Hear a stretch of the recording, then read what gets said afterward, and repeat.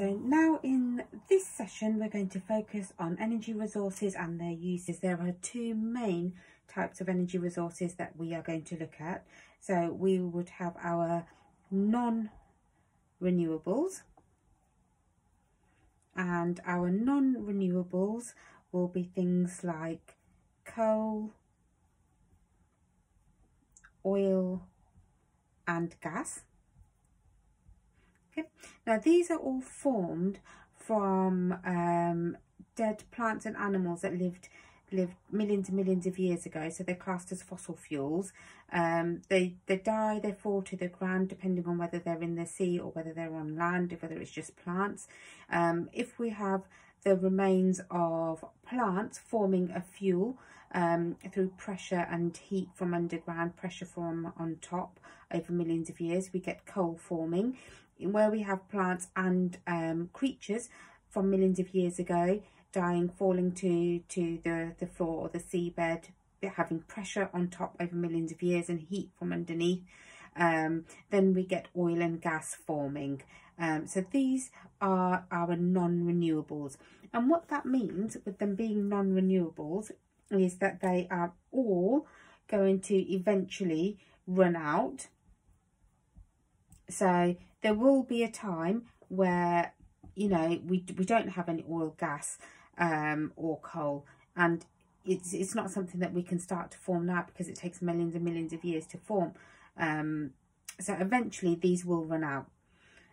Also that when we're trying to extract these types of resources, we do damage the environment, which is not a good thing.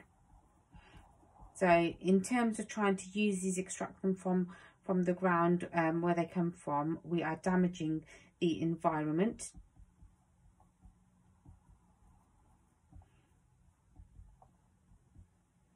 And the good thing about these is actually that they do provide lots of energy.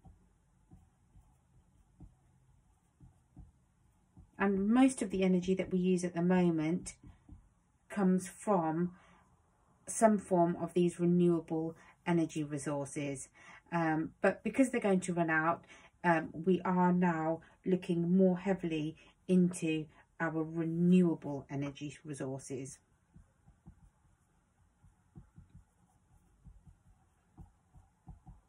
And when we think about our renewable energy resources, we're thinking of things like solar power, power from the sun.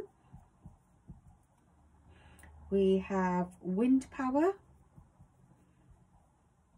from wind turbines. We have water waves.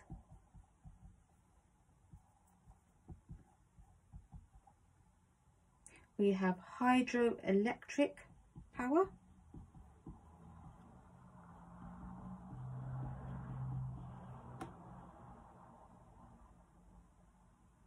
We have biofuels.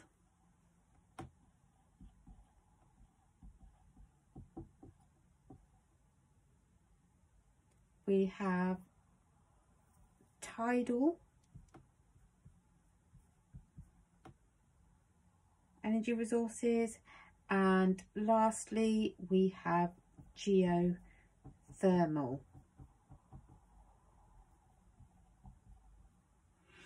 Now, when we're talking about producing energy, if we start with our non-renewables and how these work, so the whole basis of being able to produce the energy that we use is in a power station. Now, in a power station, we start off with the first part of the power station, which is the furnace. And in the furnace, if this is the furnace, what we do is we have our fuel here, which is burnt to release heat energy, and that heat energy would then heat up the cold water here, and as that cold water gets heated up, it will eventually turn into steam, and this steam would then come out of a high pressure pipe here onto our turbine. And the turbine has these blades on it. So when the high pressured steam pushes onto the blades of the turbine then begins to rotate round and round. And when that turbine rotates round and round, that turbine is connected to a generator.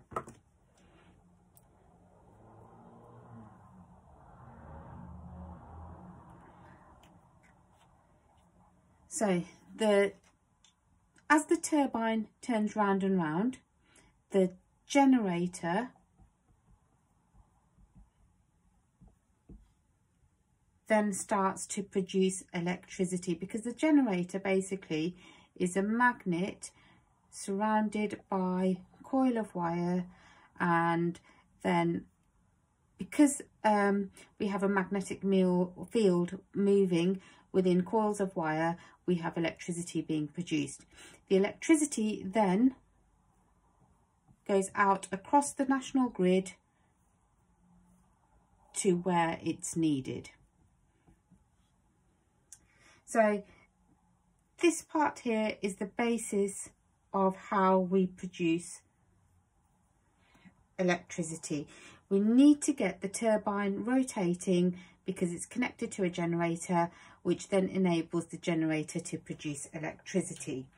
The water that has been turned into steam here can then be sent to the cooling towers, which then cool the water back down, and the water can then be recycled back into our power station there.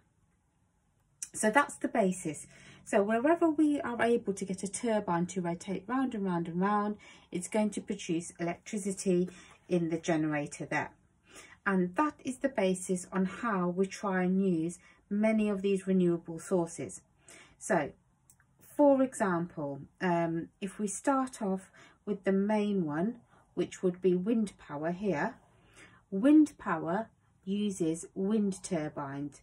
So you have your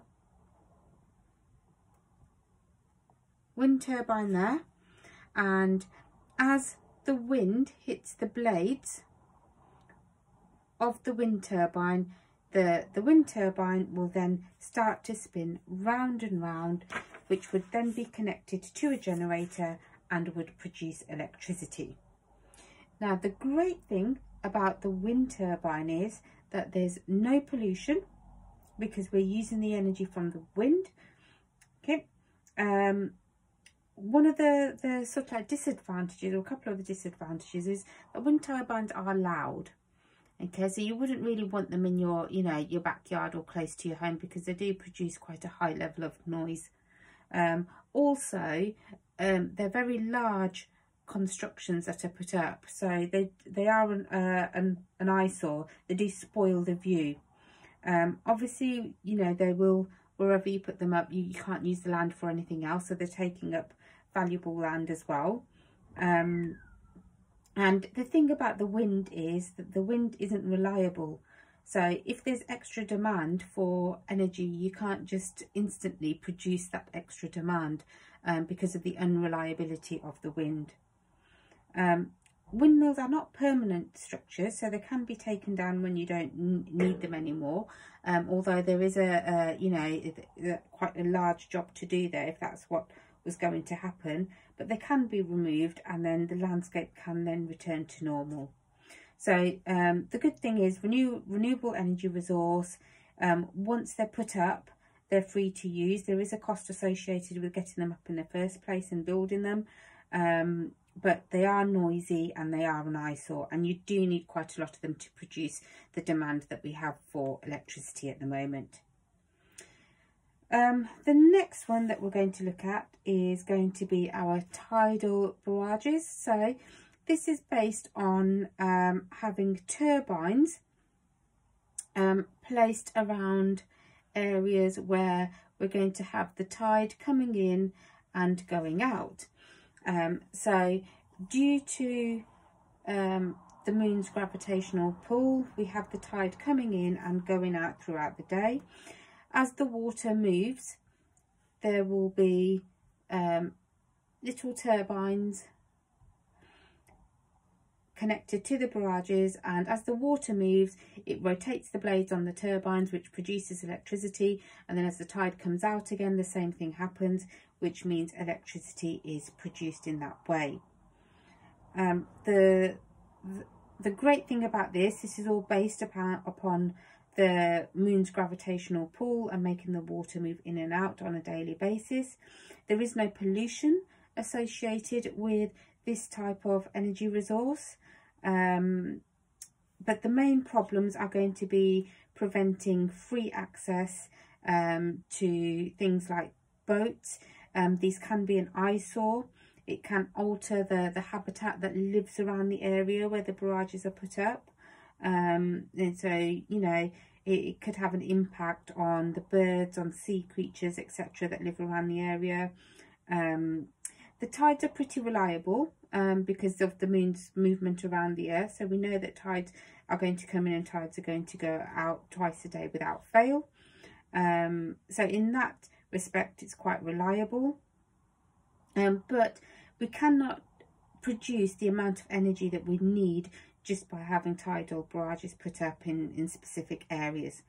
The initial cost to have everything built and put into place is quite high, but there are no fuel costs associated with this, and the running costs are very low.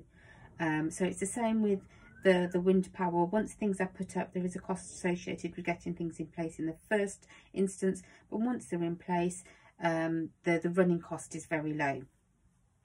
Then we can look at solar power. So that's energy from the sun. And solar power, when we think about this, is, again, it's a free energy resource. The cost associated is to do with getting the solar panels up and into place in the first instance. Good thing about solar power is that you can have them in remote places where you may not be able to get cables, etc. For electricity to go from one place to another. So they're very good in remote places. There's no pollution associated with the solar cells once they're up. In sunny countries, I suppose the solar power can be quite reliable, as long as you know that, you know, there's a certain amount of sun that a particular country may have. It might not be so cost effective in countries where you do not get as much sun, although it will still contribute to the amount of energy that we can get from renewable resources.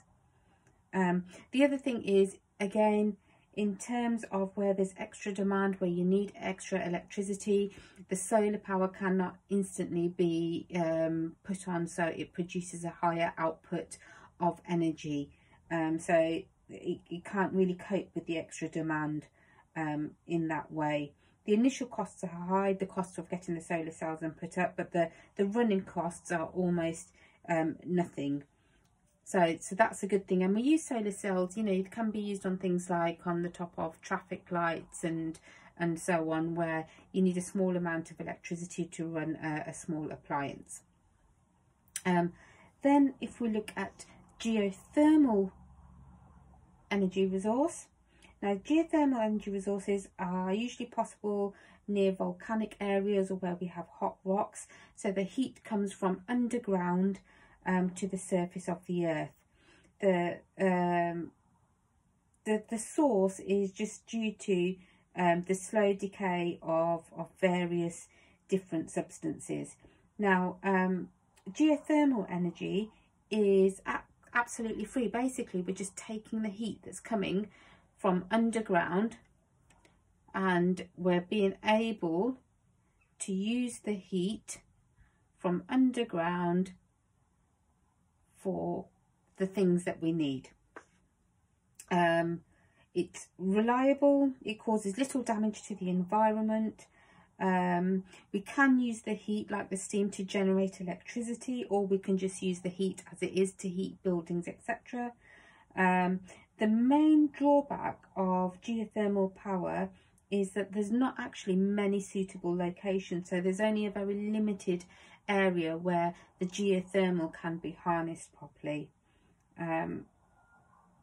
So, you know, geothermal energy is quite good if you're in an area where there is the heat from underground to be harnessed. The cost could be high if you were using this to build a power station, but if you're just using the heat and harnessing it and using it, then it's not as high. Now, when we're looking at the next one here, which is water waves. Okay, water waves is just the waves going against the turbines, making them turn to produce electricity. Now, the key thing about this is that you know, you have to have an area where you have a high number of waves, and it's very difficult for this, therefore, to be reliable, because waves depend on wind, and wind is not always reliable, which means that the waves can become unreliable. Also, the process of the waves and having the turbines located around where the waves are can disturb the seabed and the habitats that live around the seabed. The initial costs are high, because you've got to put quite a number of turbines to be able to get an efficient amount of energy from the wind power. But there are no fuel costs, and once it's in place there's minimal running costs. But to produce the amount of electricity that we need, this does need to be done on a large scale. So it can be useful, but there are drawbacks associated with the water waves as well. The main one being unreliability due to the wind producing the waves in the first place. Then we have our hydroelectric power, and hydroelectric power is based on the filling up of dams with water, and then as the water is released into the reservoir, the flowing water will drive the turbines, which produces electricity. Now, the good thing about the dams is that actually, you know, filling up the dams and letting the water just run down into the reservoirs is, you know, quite minimal costs involved with that. Because you're just collecting the water from the rain and letting the water then flow down to produce electricity in that way.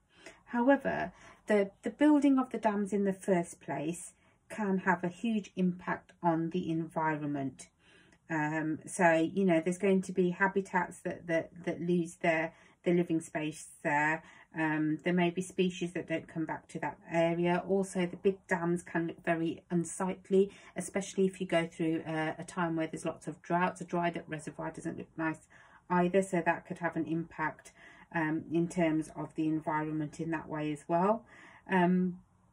However, the good thing about this type of energy resource is that it can be used for supply and demand. If there is more electricity that is needed, the dams can be opened, the water allowed to flow quite freely, which then means that you're producing electricity as your demand increases. So that is one of the main advantages of having an energy resource through hydroelectric power. And then the last one that we are going to look at is the biofuels. And the biofuels are made from plants and waste. They're a renewable energy resource which are created either from plants or from animal waste. Now, when we think about biofuels, we say that they are carbon neutral.